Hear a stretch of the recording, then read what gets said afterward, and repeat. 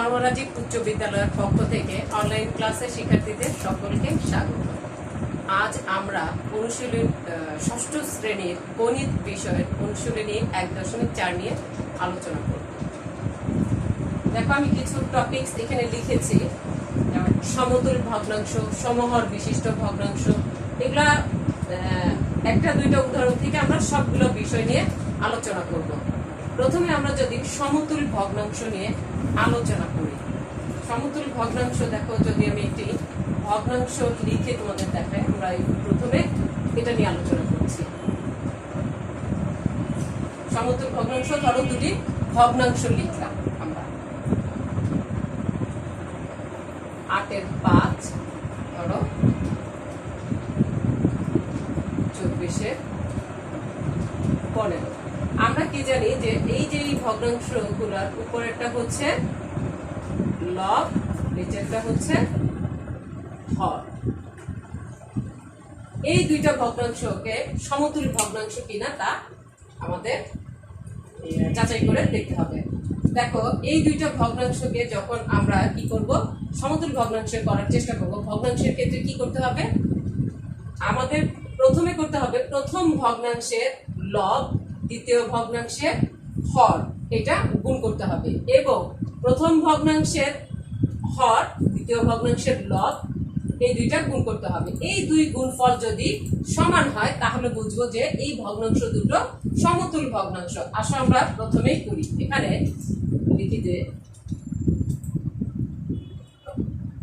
এখানে প্রথম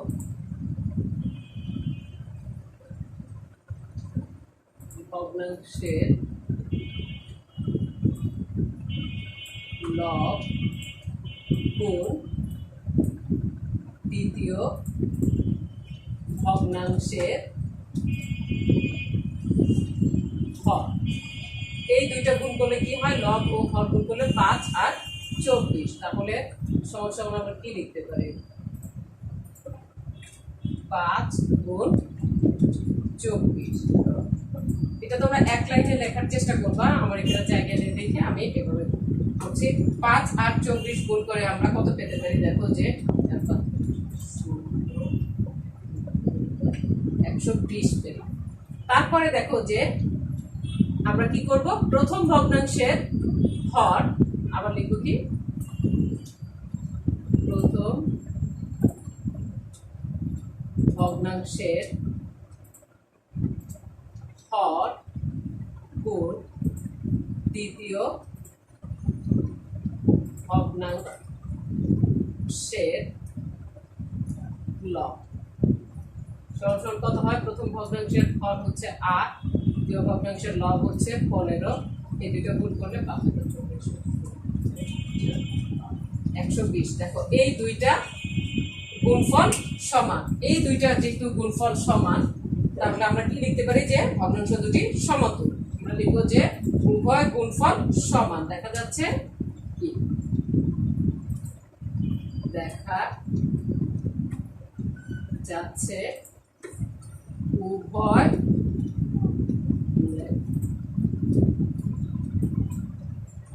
গুণফল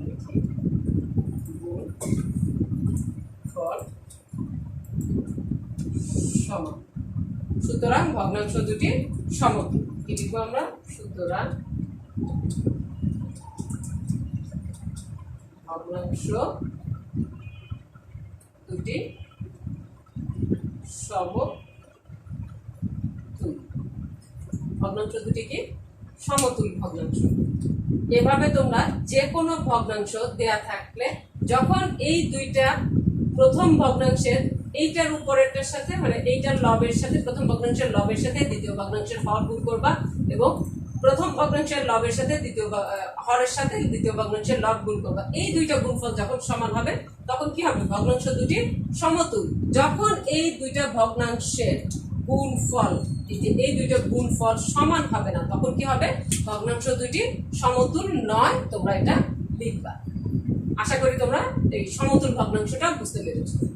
এরপর চলো আমরা দ্বিতীয় টপিকসটা নিয়ে আলোচনা করি। আমাদের দ্বিতীয় টপিকসটা হচ্ছে সমহর বিশিষ্ট ভগ্নাংশ, এইটা নিয়ে আমরা এখন কথা বলবো। সমহর বিশিষ্ট ভগ্নাংশ। আমরা যদি একটি উদাহরণ লেখার চেষ্টা করি,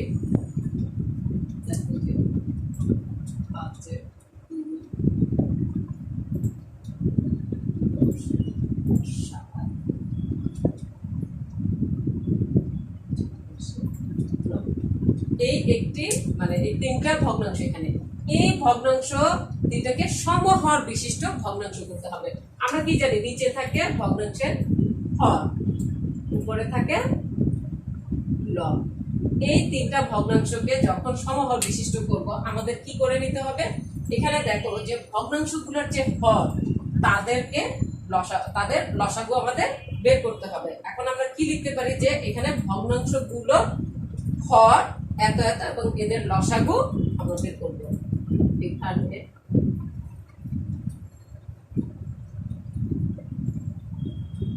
ভগ্নাংশ গুলোর হর 5, 10 ও 40 এবং এদের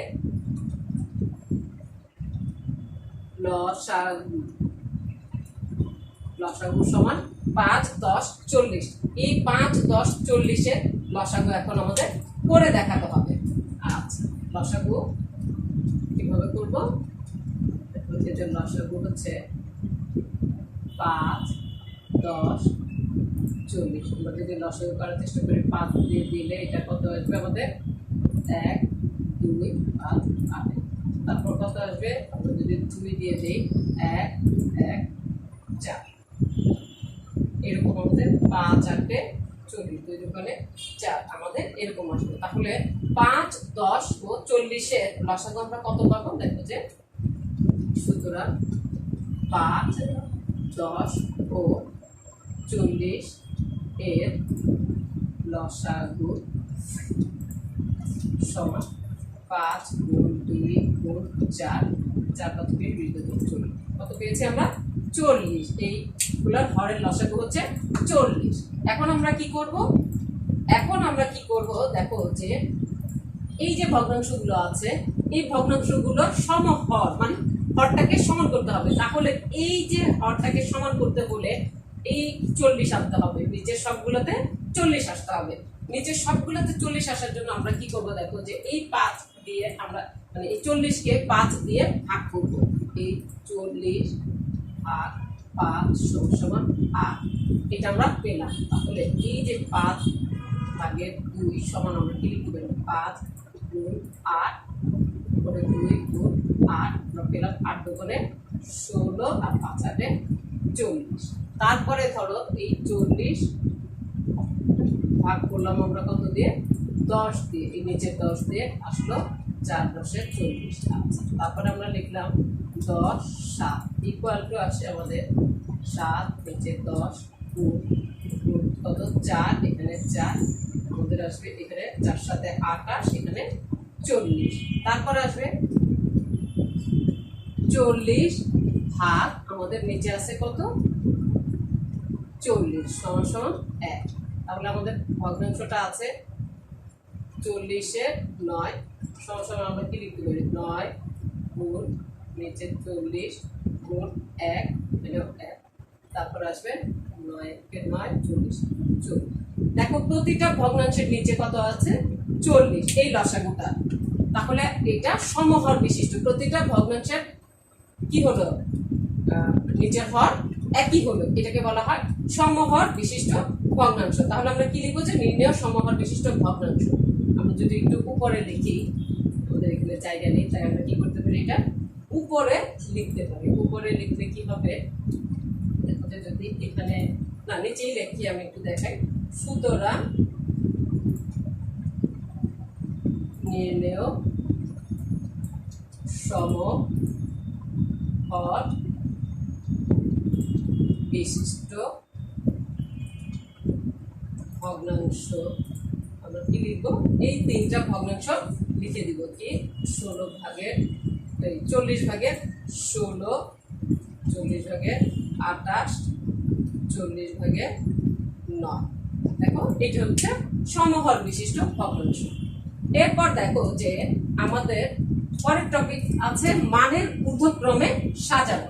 মানের ঊর্ধ্বক্রমে সাজানো হচ্ছে একটা ভগ্নাংশ, কয়েকটা ভগ্নাংশ দেওয়া থাকবে, তাদেরকে মানের ঊর্ধ্বক্রমে সাজাতে হবে, মানে ছোট থেকে বড় দিকে যেতে হবে। ঊর্ধ্বক্রমে মানে উপরের দিকে যেতে হবে। তাহলে আমরা এই ভগ্নাংশটা নিয়ে যদি আলোচনা করি, দেখো যে আমাদের কি আসে। ঠিক এইভাবে আমরা যে কোনো ভগ্নাংশ দেওয়া থাকলে আমি এখান থেকে বুঝিয়ে দিচ্ছি, যে কোনো ভগ্নাংশ দেওয়া থাকলে ভগ্নাংশগুলোর হরে লসাগু করবো। আমাদের মানের ঊর্ধ্বক্রম এবং মানের অধক্রম এই দুইটা কাজ করতে হলে অবশ্যই আমাদের প্রথমে সমহর ভগ্নাংশগুলোকে কি করতে হবে, সমহর বিশিষ্ট ভগ্নাংশে পরিণত করতে হবে। এখন আমরা 3 নম্বরটা নিয়ে আলোচনা করতেছি।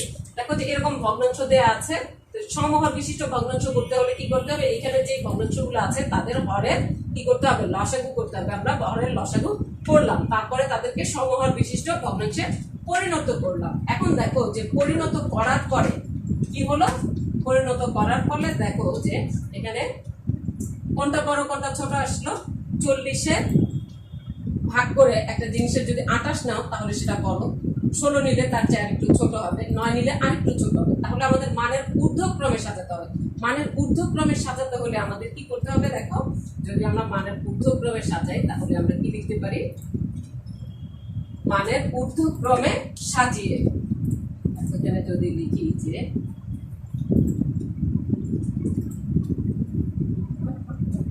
মানের ঊর্ধ্বক্রমে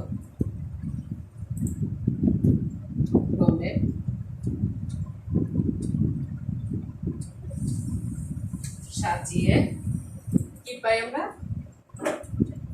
সাজিয়ে পাই। দেখো এখানে আমরা কত কত পেলাম, মানের ঊর্ধ্বক্রমে সাজালে 40-এর 9টা আগে আসবে। দেখো এটার চেয়ে বড় কত হবে, 40-এর 16, তার চেয়ে বড় আসবে 40-এর 28। এটা হচ্ছে মানের ঊর্ধ্বক্রমে সাজানো। আস্তে আস্তে আমি বড়র দিকে যাচ্ছি, আস্তে আস্তে আমি বড়র দিকে যাচ্ছি। এখন এইখান থেকে যদি সাজাই, আমি তো এটাকে এভাবে দেখালাম, যখন সমহর বিশিষ্ট করলাম তখন আমি কি করতে পারবো, যে এটাকে আমি যদি এটা থেকে দেখাই, দেখো 40-এর 9, এটা কোন ভগ্নাংশটা ছিল, 40-এর 9। তাহলে আমি লিখতে পারি যে 40-এর 9 এটা। তারপরে আমি দেখো যে 40-এর 16, 40-এর 16 ছিল 5-এর 2, আমাদের এই ভগ্নাংশ 5-এর 2। তার চেয়ে বড় কোনটা আসছে আমাদের, 40-এর 28 মানে 10-এর 7। দেখো এটা হচ্ছে মানের ঊর্ধ্বক্রমে সাজানো। এই টপিকসটা এখান থেকেই বুঝিয়ে দিলাম। এরপর দেখো যদি মানের অধক্রম অনুসারে বলা হয়, আমরা 4 নাম্বার টপিকসটাও এখান থেকে আলোচনা করতে পারবো। 4 নাম্বার টপিকসটাও আমরা এখান থেকে আলোচনা করতে পারবো। কিভাবে, দেখো এখানে মানের অধক্রমে হচ্ছে উপর থেকে নিচের দিকে যাব। আমি কি করব, উপর থেকে নিচের দিকে যাব। উপর থেকে নিচের দিকে যেতে হলে এখানে দেখো এরকম ধরো কয়েকটা ভগ্নাংশ দেওয়া আছে, সেই ভগ্নাংশগুলো হরগুলো প্রথমে আমি কি করব, লসাগু করব। লসাগু করার পরে সেই লসাগু আসার পরে দেখো প্রতিটা ভগ্নাংশকে সমহর বিশিষ্ট ভগ্নাংশে পরিণত করে নিতে হবে, নিচের হরগুলোকে সমান করতে হবে। তাহলে এই যে সমান করলাম, সমান করার পরে মানের অধক্রম অনুসারে যদি আমি সাজাই, মানের অধক্রম অনুসারে তখন কি লিখবো আমি, যে অধক্রমে সাজিয়ে পাই। তখন দেখো যে চিহ্নের পরিবর্তন হবে, চিহ্নের পরিবর্তন হবে কিরকম, দেখো যে আমি কি করব, বড় থেকে ছোটতে সাজাবো। তাহলে বড় কোনটা ছিল আমার, বড় যেটা ছিল সেটা আমি প্রথমে লিখব। আমার বড় ছিল 40-এর 28, এটা বড় ছিল। তার চেয়ে ছোট ছিল কত, 40-এর 16, তার চেয়ে ছোট ছিল 40-এর 9। এখন দেখো যে আমাদের প্রকৃত ভগ্নাংশ যেগুলো ছিল 40-এর 28, সেটা কোনটা ছিল আমাদের, 10-এর 7। তারপরে ছিল 40-এর 16, সেটা হচ্ছে 5-এর 2। তারপরে কত ছিল, 40-এর 9। এটা হচ্ছে মানের অধক্রম অনুসারে সাজানো, মানে তুমি বড় থেকে ছোটর দিকে যেতে থাকবে। এটা হচ্ছে অধক্রম অনুসারে সাজানো। ঊর্ধ্বক্রম এবং মানের অধক্রম অনুসারে যে কোনো ভগ্নাংশগুলোকে সাজাতে হলে কি করতে হবে, প্রথমে ভগ্নাংশগুলোকে সমহর বিশিষ্ট ভগ্নাংশে পরিণত করতে হবে। তারপরে কি করতে হবে, সমহর বিশিষ্ট ভগ্নাংশে পরিণত করলে তুমি বুঝতে পারবা যে কোনটা ছোট কোনটা বড়। আশা করি তোমরা এই দুইটা টপিকসই বুঝতে পেরেছো।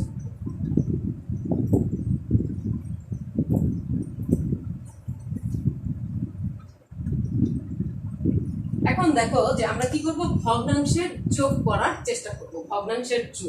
ভগ্নাংশের যোগ আমরা কিভাবে করব, আমাদের এইগুলো শেষ, এখন আমরা এটা নিয়ে আলোচনা করব। ভগ্নাংশের যোগ করার জন্য আমাদের কিছু ভগ্নাংশ নিয়ে নিই। যেমন ধরো যদি আমি লিখি যে 8 × 5 যোগ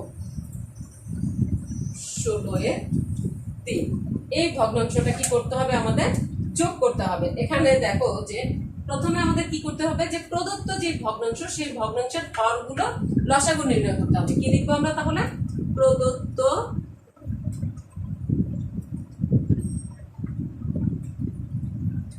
ভগ্নাংশের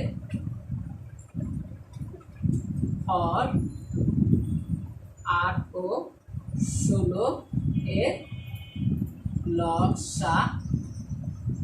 8 ও 16 এর লসাগু আমরা 16 লিখে দিতে পারি। কারণ কি আমি দেখাই একটু রাফ করে তোমাদের। দেখো 8 আর 16, আমি যদি 2 দিয়ে দিই কত হয়, 4, এখানে হয় 8, আবার 2 দিয়ে দিলে হবে 2, এখানে 4, আবার 2 দিয়ে দিলে হবে 1 এবং 2। দেখো তাহলে 2 গুণ 2 গুণ 2 গুণ 2 সমান সমান কত আসে, 2 দুগুণে 2 গুণ 2 4, 4 গুণ 2 8, 8 গুণ 2 16। তাহলে আমরা কি লিখেছি, 16। প্রদত্ত ভগ্নাংশের হরগুলো লসাগু কত, 16। তাহলে আমরা এই ভগ্নাংশটা কি করতে পারি, দেখো এই ভগ্নাংশটা আমরা, সুতরাং দেখো যে এটা সরাসরিও করা যেত, আমি তোমাদের একটু ভেঙেও দেখালাম যে আমরা কিভাবে আসতে পারি। এখান থেকে দেখো যে এই দুইটার লসাগু কত হয়েছে, 16। এই 16 দিয়ে কি করতে হবে, এই নিচের 16কে নিচের হর দিয়ে ভাগ করতে হবে। ভাগ করলে কত আসে, 2। এই 2 দিয়ে 5কে গুণ করতে হবে। গুণ করলে 5 দুগুণে 10, প্লাস এই 16 দিয়ে এই 16কে ভাগ করলে আসবে 1। 1 দিয়ে এই 3কে গুণ করলে আসবে 3। তাহলে আমরা কত লিখতে পারি, নিচে 16, উপরে আমাদের যোগ করে আসলো 13। আমাদের এইটা হচ্ছে উত্তর। নির্ণয় যোগফল কত, এত। আমরা কি লিখতে পারি, নির্ণয় যোগফল সমান যোগফল 16/13। দেখো এখন যদি এই ভগ্নাংশটা থেকে আমরা বিয়োগটা দেখানোর চেষ্টা করি, এই যে বিয়োগ, এই ভগ্নাংশ থেকে যদি আমরা বিয়োগটা দেখানোর চেষ্টা করি তখন কি হবে, আমি একটু দেখাচ্ছি। এই লাইনটা হবে না, এটাও মুছে ফেলি। দেখো তখন এখানে চিহ্নটা কি আসবে, একটা মাইনাস চিহ্ন বা বিয়োগ চিহ্ন, মাইনাস চিহ্ন বা বিয়োগ চিহ্ন। তখন দেখো যে কি হবে, সেই একইভাবে আমার এই যে হরগুলো লসাগু করে নিতে হবে। লসাগু করার পর আমি ঠিক এইভাবে করে, শুধু চিহ্নটা পরিবর্তন হবে, যা লিখেছি তাই হবে, চিহ্নটা পরিবর্তন হবে। আমাদের লসাগু 16, এই নিচের হর দিয়ে, প্রথম ভগ্নাংশের হর দিয়ে এই লসাগুকে ভাগ করব, যা আসবে সেটা দিয়ে উপরের লবের সাথে গুণ করে পাবো আমরা 10। তারপরে এই যে এই লসাগুকে আমরা কি করব, নিচের পরের যে ভগ্নাংশটা আছে সেটা হর দিয়ে ভাগ করব, ভাগ করার পর যা আসবে তা দিয়ে উপরের লবের সাথে গুণ করে পেলাম 3। 3 পাওয়ার পরে আমাদের চিহ্ন তো বিয়োগ, তাহলে নিচে 16, 10 থেকে 3 চলে গেলে থাকে 7। এটা আমরা কি লিখতে পারি, নির্ণেয় বিয়োগফল। নির্ণেয় বিয়োগফল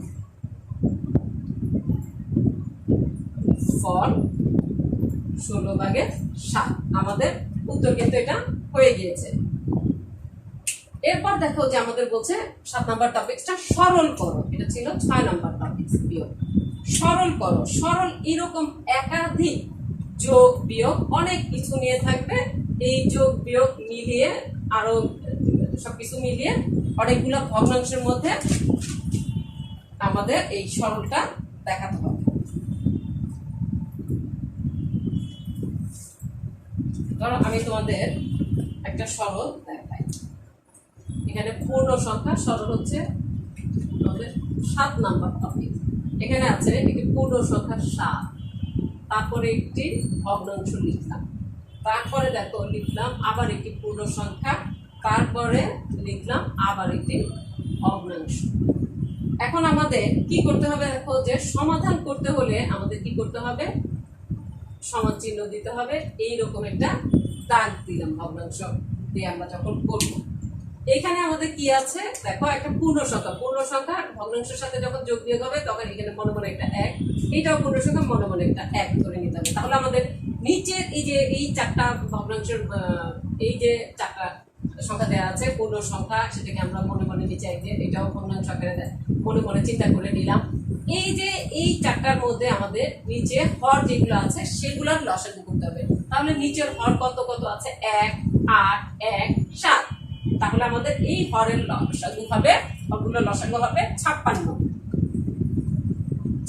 যখন কমন কোনো কিছু দিয়ে ভাগ না যায় তখন এগুলো দুইটা গুণ করে দিতে হয়। তাহলে দেখো যে এই যে নিচে কি আছে আমাদের মনে মনে 1, এই 56কে এই 1 দিয়ে আমাদের কি করতে হবে, ভাগ করতে হবে। ভাগ করলে আসবে 56। তাহলে এই 7 উপরের এই যে লব, এই লবের সাথে এই 56 গুণ হয়ে যাবে। তারপর আছে বিয়োগ চিহ্ন, পরের অংশটার সাথে আমরা এই ভগ্নাংশটা দিয়ে কাজ করবো। এই 8 দিয়ে 56কে ভাগ করলে 7 আসবে, 7 গুণ আছে কত উপরে 3। তারপর আছে এখানে একটি যোগ চিহ্ন, এই আমরা যোগ চিহ্নটা দিব। এখানে নিচে মনে মনে 1 আছে, এই 1 দিয়ে থেকে ভাগ করলে আসবে 56, এখানে আছে 8। তাহলে এই 8 গুণ আমাদের 56 হবে। এটা আমরা শেষ করে দিলাম। পরে আরেকটি চিহ্ন আছে আমাদের বিয়োগ, সেটা লিখলাম। এখানে এই 7 দিয়ে ভাগ করলে আসবে 8, 7 দিয়ে ভাগ করার পর আসবে আমাদের 8। তাহলে আমরা কত পেলাম, 8। তাহলে এই যে উপরে আমাদের আছে 4 গুণ 8। এখন দেখো যে আমাদের চারটা চিহ্ন কিন্তু আমরা ঠিক মতো লিখেছি, এই চিহ্নগুলো আমরা ঠিক মতো লিখেছি। এখন আমরা কি করব, 56, এই 7 আর 56 আমরা গুণ করব। তোমরা ক্যালকুলেটরের সাহায্য নিবা কিংবা নিজেরা গুণ করে সঠিকটা বসানোর চেষ্টা করবা। আমি ক্যালকুলেটরের সাহায্য নিয়ে করছি।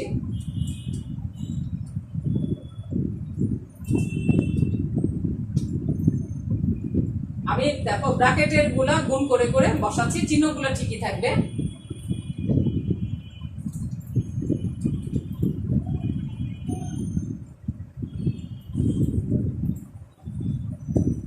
এখন দেখো কি করবা, কোন সংখ্যার আগে মাইনাস আছে, কোন সংখ্যার আগে প্লাস আছে, মানে ধনাত্মক কোনটা ঋণাত্মক। তাহলে আমরা যোগগুলো একসাথে এসে করি। যে কোনো সংখ্যার প্রথমে যদি কোনো চিহ্ন না থাকে সেটা ধনাত্মক ধরে নিতে হবে, মানে যোগ চিহ্ন ধরে নিতে হবে।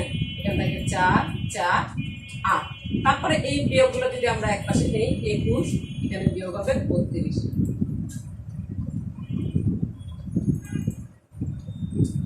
দেখো নিচে কত থাকবে আমাদের 56। এই দুইটা যদি আমরা যোগ করি তাহলে আমাদের কত আসবে সেটা হচ্ছে বিষয়। এই দুইটা যোগ করলে দেখো আমাদের কত আসে।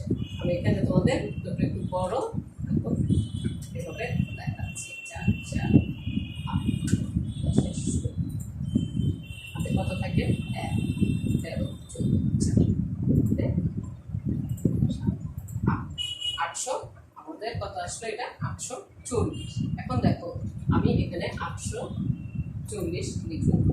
তারপরে দেখো এখানে এই দুইটাই বিয়োগ, বিয়োগ মানে হচ্ছে দেখো এইটাও বিয়োগ, এইটাও বিয়োগ, এই দুইটা কি হয়ে যাবে যোগ।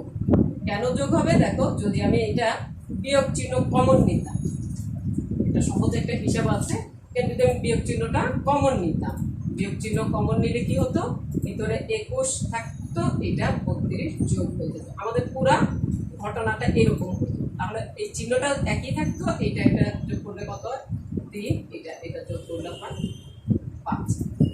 এরকম আমাদের একটা সংখ্যা। তাহলে আমরা এরকম এই দুইটা একই রকম চিহ্ন একই থাকবে, একই চিহ্ন যুক্তগুলো কি হয়ে যাবে যোগ। দেখো যে এইখানে আমরা এখানে পাশে করে দেখাই, নিচে না লিখে 56 নিচে, উপরে এটা বিয়োগ করবা। আমি ক্যালকুলেটরের সাহায্য নিচ্ছি, তোমরা বিয়োগ করে দেখাতে পারো সাইডে, কিংবা ক্যালকুলেটরের সাহায্য নিতে পারো আমাদের। তাহলে আমাদের দেখো যে এই যে এত বড় একটা সংখ্যা আসলো, এখন আমরা কি করব, এইটাকে ছোট করার চেষ্টা করব। এটাকে কিভাবে ছোট করব, আমি যদি তোমাদের এখানে এটাকে এখানে দেখাই যে 56 আসছে, 8, এইটাকে যদি আমি ভাগ করে এখানে দেখাই, এই যে 56 দিয়ে আমি 787 কে ভাগ করি একবার, যাতে এ পর্যন্ত 56, 2, 7 যদি 4 বার দিই তাহলে আসবে আমাদের 3। আমাদের কত আছে, 14 সমস্ত, সমস্যা হচ্ছে 14 সমস্ত 56 3, এটা আসবে। তাহলে আমরা এখানে কি লিখতে পারি, এটা সমান লিখতে পারি 14 সমস্ত 56 3। আমাদের এটা হচ্ছে দেখো নির্ণয় সরল মান। তাহলে আমরা নিচে কি লিখবো, সুতরাং নির্ণেয়